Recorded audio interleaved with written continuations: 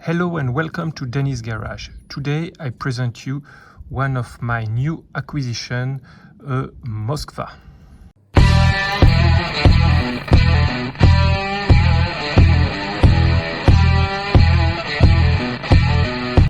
The Moskva Watch brand was one of the numerous brands in the 50s. Actually, there were many brands such as Pobeda, Rodina, Sportivny, and so on. And actually, the movement, even though they are not the same, they were produced by the first Moscow watch factory. Our Moskva, as you might have guessed, means Moscow, and actually it's written here in Cyrillic. And this watch was manufactured in the late 50s or early 60s, and it has a movement caliber 2608 with, as you can see, a central second, which at the time was quite uncommon. Most of the watch, if you look for example at the Pobeda, they had the caliber 2602, and it has a sub dial at 6 for the second, like my Red 12 here. Actually, if you look at them in size, they are very similar. I have here the black dial model with green Arabic numeral, and what I like about it is that the numeral are actually lumed. As you can see, it's a nice green, and so just below the 12 we can read Moskva, so written in Cyrillic with M-O-C-K-B-A. Below it's 16 jewels, so it's actually also written in Russian. And below it's written the first Moscow watch factory, and after I don't know what is written. And very down below the 6, it's written in Cyrillic, made in Russia. What is interesting in this model also are the hands. It's what we call siren's hands. So the body is kind of barrel with a needle at the pointer. And also what I like is red second hand. So the hands are also finished in gold, with inside we can see the green loomed inside. Actually it still works because I think it has been reloomed, this one. Same maybe for the dial, but it doesn't last a long time.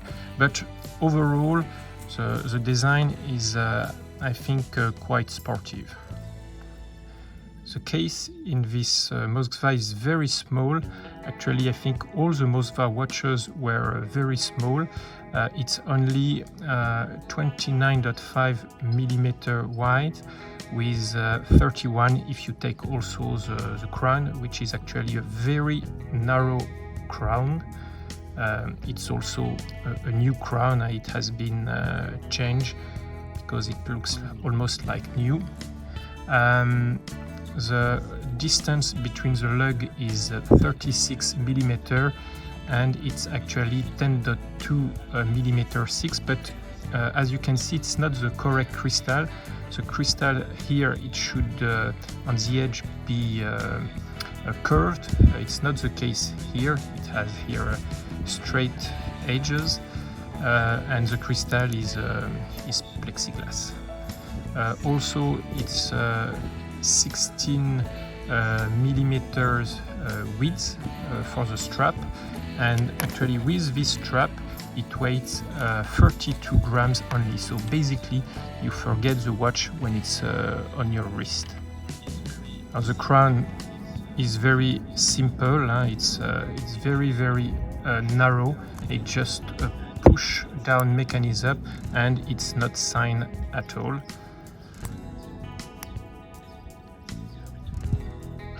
Let's see how it moves.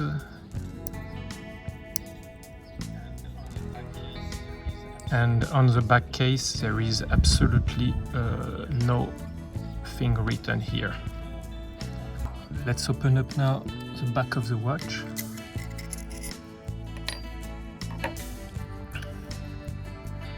Okay, so this is a caliber 2608, but as you can see that during the restoration of the watch, here the watchmaker has added a shockproof mechanism, which is not period correct, but actually for everyday life with a watch it's quite nice to have this. So it's a 16 joules movement. It has no hacking, a power reserve of 37 hours, and so it's a hand winding movement with 18 beats per hour. It seems to have Geneva strip also, so you can see here it's written 16 joules, and here the stamp for the first Moscow watch factory, and here there is the serial number of the watch. Here is how it looks on my 6 1/3 wrist, so which is a very small wrist, and still with this NATO strap. It gives a nice sporty looks. Actually it has some presence. It's better with this NATO strap than with a leather strap. I like the styling with the black dial and the green numeral, loomed green numeral, the golden arrow, and especially the red hand. I think the red second hand is really what for me kills the design. Well, in the comment, tell me what you think of this watch, because it's quite uncommon model, and see you soon for more new watch reviews.